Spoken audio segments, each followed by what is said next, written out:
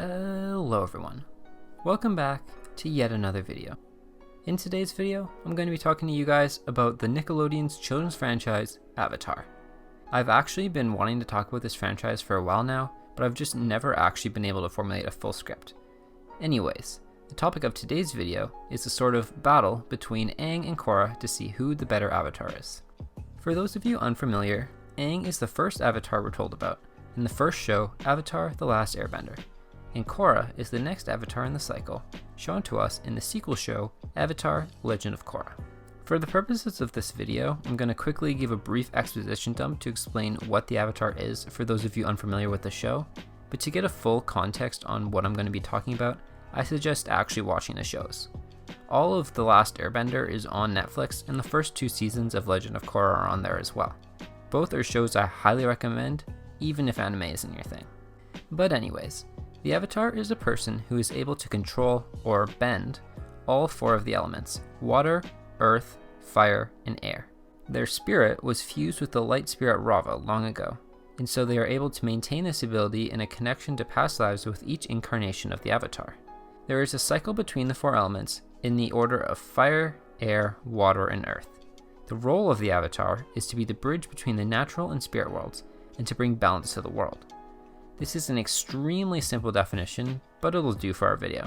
For an actual deep dive into the lore of the Avatar, check out Season 2, Episodes 7 and 8 from Legend of Korra. So, with that out of the way, let's get into the categories I deem important in deciding who gets to be the superior Avatar.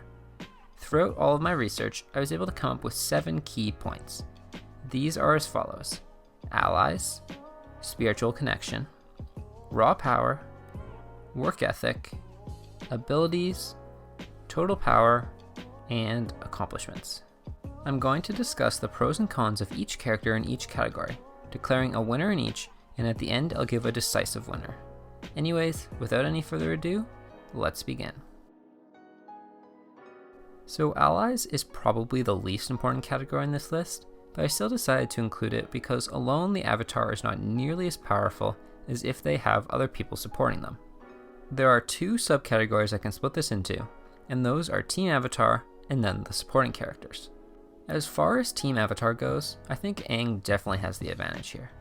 By the end of the series, Aang's group of friends consists of Katara, Sokka, Toph, and Zuko.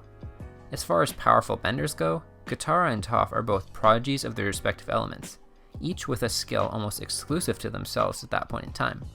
Katara is the only confirmed bloodbender outside of Hama, and Toph literally invented a new form of bending in the form of metal bending. Zuko is also an extremely powerful bender, being able to hold his own against Azula and gaining the ability to redirect lightning as the series progressed. Even Sokka plays a major role in the team, being a natural-born leader and fantastic swordsman. Fun fact, he's actually my favorite character in the entire franchise. I even own a pop figure of him. With all these characters in mind, I think it's safe to say that Aang's roster is stacked from top to bottom. In terms of Korra's main group of friends, we have Bolin, Mako, and Asami. To compare Bolin and Mako to their elemental counterparts of Toph and Zuko, I think it's safe to say that both brothers would lose in a fight. Don't get me wrong, both are really powerful benders with great abilities such as lava bending and lightning bending, but when compared to the others, they just fall short. The same goes for Asami, who's not nearly the leader Sokka is, although Korra more fills that role in this show. She's definitely a skilled fighter and inventor, but again, if I had to choose one for my team, I'd choose Sokka any day. While Aang might feel like the clear-cut winner at this point in time, something that Korra definitely has in her favor is supporting people. People like Tenzin and his family, Chief Beifong and the rest of her family, the Republic City Mayor, and General Iroh, just to name a few. Between all of these allies, she always has someone to help her when she needs it, no matter what the situation calls for. When we think about Aang, he definitely doesn't have the same kind of support. Outside of Iroh and Sokka's dad Hakoda, there aren't a lot of people helping him out. This is taken to such an extreme extent that basically all his training has to come from other children inside of his central group. So, when thinking about this with regard to who has better allies overall, I think I'm going to have to give this point to Aang. While a large support group is definitely beneficial, the people closest to the Avatar are the most important to their success. Since every member on his team is better than Korra's, Aang wins this round decisively. Given that they're meant to be the bridge between the spirit and human worlds, this is something that's clearly very important for the Avatar. In terms of actually communicating with spirits, Korra clearly has the advantage, as she spent an entirety of Book 2 trying to defend the world against spirits, and spent Books 3 and 4 living with them. Of course, this comes down more to circumstance rather than her as an actual person, but it definitely still gives her a strong advantage. Aang only ever really interacted with a few spirits, whereas Korra interacted with so many spirits that it's impossible to even try and count them all.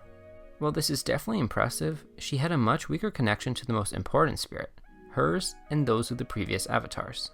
In terms of the spiritual connection with their previous lives, I think it's safe to say that Aang definitely has a far stronger connection. During various different times during the Last Avatar series, he is able to communicate with his past lives. He constantly talks to Roku, and also talks to Kyoshi to a smaller extent. As the series approaches its finale in Book 3, he is also able to contact avatars further back in the cycle, namely Kuruk and Yang Chen. Korra, meanwhile, hardly ever talks to her past lives. I can think of one time where she talks to an avatar other than Aang, and even Aang is rarely called upon.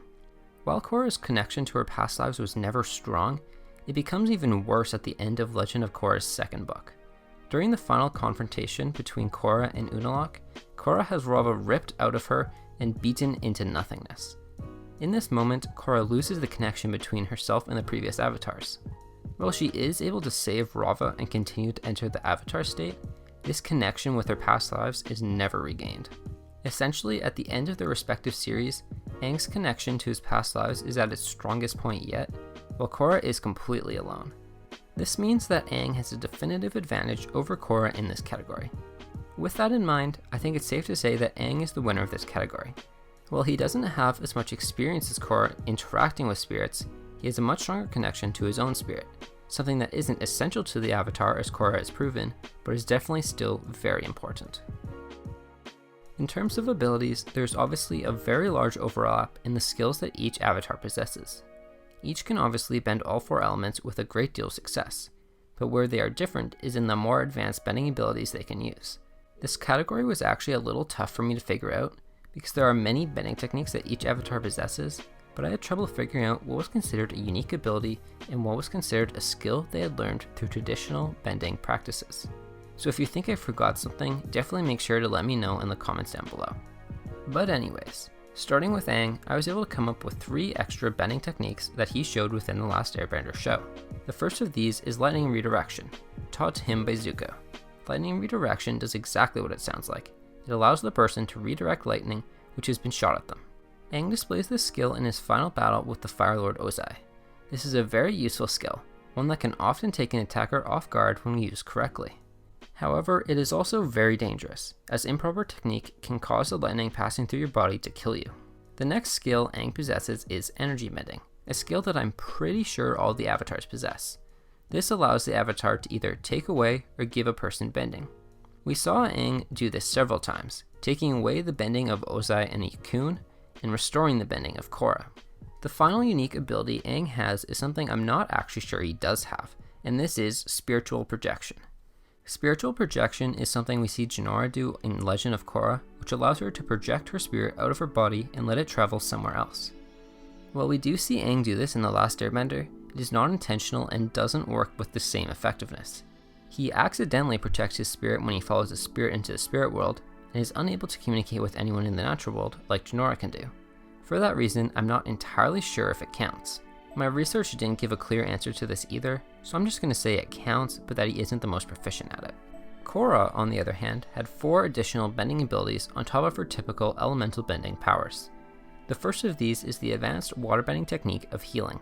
Healing is very straightforward in what it can do, as it simply accelerates the healing process of wounds. Since Korra learned her waterbending from the advanced healer Katara, Korra was able to grasp this technique as well, using it at one point to heal Bolin when he was injured in a pro bending match. This healing is taken a step further in Book 2, when Unalaq teaches her how to spirit bend. Spirit bending is an even more advanced form of healing, where the person will heal the imbalance present in dark spirits. While she is initially unsuccessful in this technique, she is eventually able to use it to great success against Unavatu in the series finale. Korra also uses spirit bending in the finale of Book 4 to deflect the spirit ray that Kuvira set off. While this isn't the same technique as what I previously mentioned, I'm pretty sure that it still falls under the category of spirit bending. Korra can also energy bend, just like Aang, although it's never shown in the show whether she has the ability to take bending away or not. The only time we actually see her use this skill in the show is when she gives Lin Beifong back her bending at the end of Book 1. Finally, the last unique bending ability Korra has is the ability to metal bend. Metal bending is a unique form of earth bending where the bender focuses on the fine bits of earth within the metal in order to bend it. This is a very rare skill, which as I mentioned was developed by Toph during the Last Airbender series, and is taught to Korra by Su Beifong in Book 3 when they visit Zaofu. Korra is actually the first avatar to have the ability to metal bend, and I'm pretty sure that she's also the first avatar to be able to spirit bend as well. So, with all this in mind, Aang has either 2 or 3 unique bending abilities, while Korra has 4. I would also say that the abilities Korra possesses are more useful than those used by Aang, which means that I'm going to say Korra wins this category easily. Raw power is something that's a little more difficult to determine, as there isn't really a proper way to measure it. For that reason, my conclusion in this category will be more subjective than objective. For the purposes of this video and this argument, I'm going to consider raw power to be each avatar's power after 0 or little training. Starting again with Aang, we see in a flashback scene that he masters airbending rather quickly, and in fact, at the time when he did it, he was the fastest airbender to get his tattoos. If he runs away from home after finding out that he's the avatar at age 12, we can assume he mastered airbending slightly before that, maybe at age 11. After that, he manages to firmly grasp the other 3 elements in less than a year after being woken up. I'm not sure if it's confirmed in the show or not, but I'm pretty sure this is the fastest an avatar has ever had to master all of the elements. With that in mind, it appears that Aang possesses a great deal of raw power. Meanwhile, while Korra doesn't master the elements as quickly, she is able to successfully bend 3 of the 4 elements at the age of 4. I think this definitely shows raw power, as she didn't even know that she had the ability to bend multiple elements when she did so. Without any training whatsoever in fire or earthbending, and presumably very little waterbending training, she was able to do things that took even Aang some time to figure out. She also managed to master 3 of the 4 elements by age 17, and also had a firm grasp of airbending at this point in time as well. So essentially, while Aang was able to quickly grasp concepts with little training, Korra was able to perform basic skills with no training very easily, and took a little more time to perfect such skills. Additionally, I think Korra was able to grasp more complex abilities much more quickly, learning both spirit bending and metal bending after very little training. For this reason, I think that Korra probably has more raw power. Between showing bending skill with no training and easily perfecting complex techniques, I think the couple extra years it took her to get to this stage has more to do with her next category than it does this category. Work ethic is a category that these 2 characters actually both struggle with, in particular Korra. As I prefaced at the end of the last segment, Korra's longer training time has more to do with her poor work ethic than it does her lack of power. During her airbender training in Book 1, we see that she is stubborn and gives up if things don't work out for her right away. Unfortunately, aside from this, we never get to see her face a difficult task in terms of her training, as she easily grasps all of the other concepts she was taught. This gives us a very small sample size to work with, and so it's tough to accurately predict how her work ethic was for the other elements. From context within the show, it seems like airbending is the only element she struggled with. With this in mind, we have to make the assumption that her work ethic for all challenging things isn't fantastic. However, it may not actually be accurate. In terms of Aang, he also doesn't have a fantastic work ethic, but for other reasons. His problem lies within the fact that he's childish and doesn't take things seriously. When he struggles to learn elements, he doesn't give up like Korra, but he also doesn't have the focus to learn complicated moves for a long period of time. Luckily for him, he doesn't need much time to master these concepts, but his lack of work ethic definitely still resulted in him not being able to master waterbending as fast as the very driven Katara. Because both of these avatars are extremely powerful to begin with, their work ethic isn't necessarily the most important trait to possess. That being said, it is still very important for a person who is supposed to achieve mastery in every element to be able to work hard and through struggles. With that being said, while neither avatar has fantastic work ethic, I'm going to have to say Aang wins this category due to his ability to keep working when things don't work out for him in the right way. He may still struggle with focus, but that should improve as he grows up between the 2 shows, and so his work ethic will improve with age. So total power is kind of a mix of many of the previous categories combined. The max of each avatar's power level is dependent on their raw power, as well as what they have learned to do through their training. Additionally, their ability to connect with their previous lives and control the avatar state makes them very powerful as well. As I said previously, Korra has the advantage when it comes to raw power, but she struggles with work ethic, becoming easily frustrated when she doesn't understand something right away. Aang, meanwhile, has less raw power and a slightly better work ethic. However, he still possesses a great deal of raw power. With this in mind, this category at first seems very difficult to grasp, and is again rather subjective. As far as controlling the avatar state goes, I think Korra has a much stronger handle on it when she is able to use it. Throughout most of The Last Airbender, Aang was only able to enter the avatar state accidentally, and had very little control over what he did manage to do once he entered this state. Korra, on the other hand, was able to quickly master its usage after obtaining the skill, even going as far as being able to pop into the avatar state to win a race against Jinora before popping right back out, essentially using it as a speed boost. While she did go through a stretch where she was unable to enter the avatar state after Zahir put the poison in her, she was eventually able to overcome this obstacle and came out just as powerful on the other side. A similar thing happened to Aang when he locked his chakra to rescue Katara, but he too was able to re-enter the avatar state eventually. Of course, Aang was also able to master the avatar state after this time, and appears to have a firm grasp on it in the flashbacks of him we see in Legend of Korra. However, this is expected of an avatar who has grown up more, so I think it's better to compare both of their abilities during their respective shows. While Aang was able to enter the avatar state at a younger age, Korra more quickly mastered it once obtaining the skill, making her the more powerful avatar in my opinion. I also mentioned how Korra has more abilities than Aang, abilities like spirit and metal bending which require a lot of skill and power. In terms of the enemies we've seen each avatar defeat, Aang defeated Firelord Ozai and Yakune, two very powerful benders that definitely took a lot of power to defeat. Korra, on the other hand, defeated Amon, Unalaq, Vaatu, and Kuvira. While she didn't technically defeat Kuvira through her strength, she was able to bend the spirit energy and save Kuvira, which is what results in her victory, which I think still shows tremendous amounts of power. Not to mention the fact that she went up against the Spirit of Darkness and won, something that also definitely required a lot of power. While she did also defeat Zahir, I left it out of her list of conquered foes because she was probably going to lose that fight before the new airbenders stepped in and helped her out.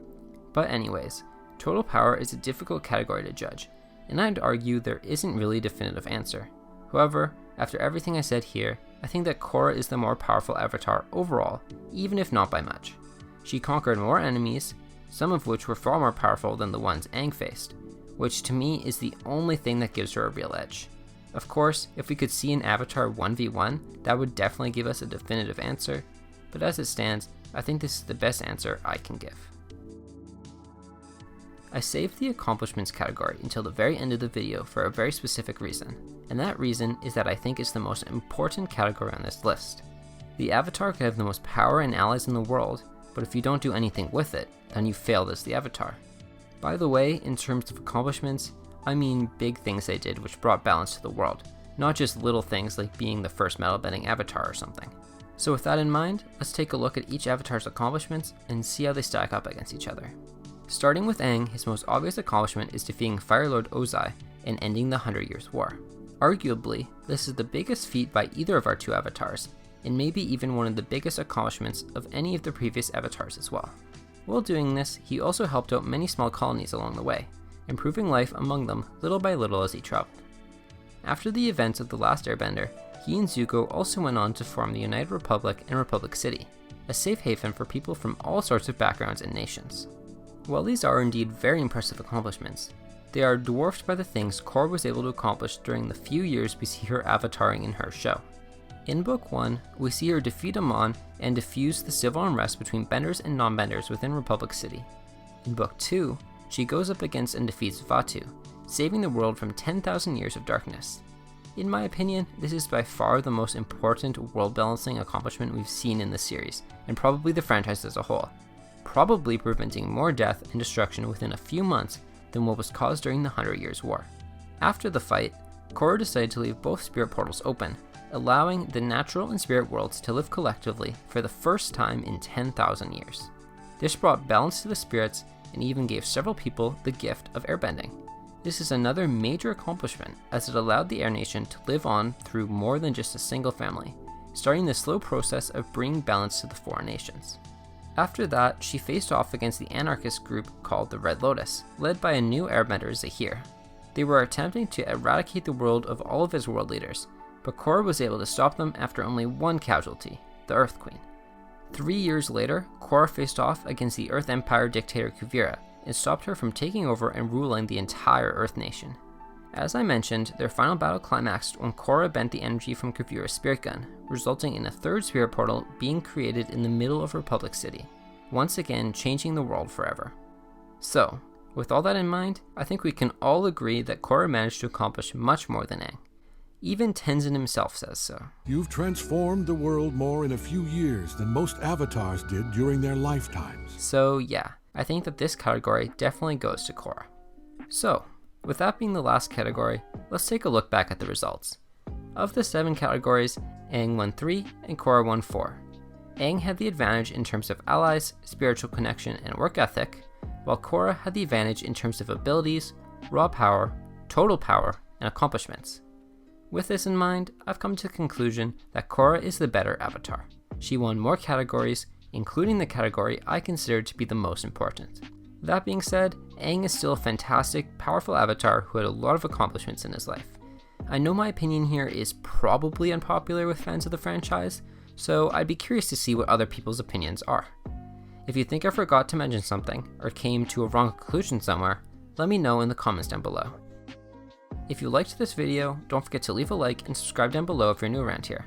I want to try and hit 200 subscribers by the end of May, so I'd really appreciate the support. If you want more updates on my videos, check out my Instagram, ntd_films. Thank you guys all for watching, and have a good day.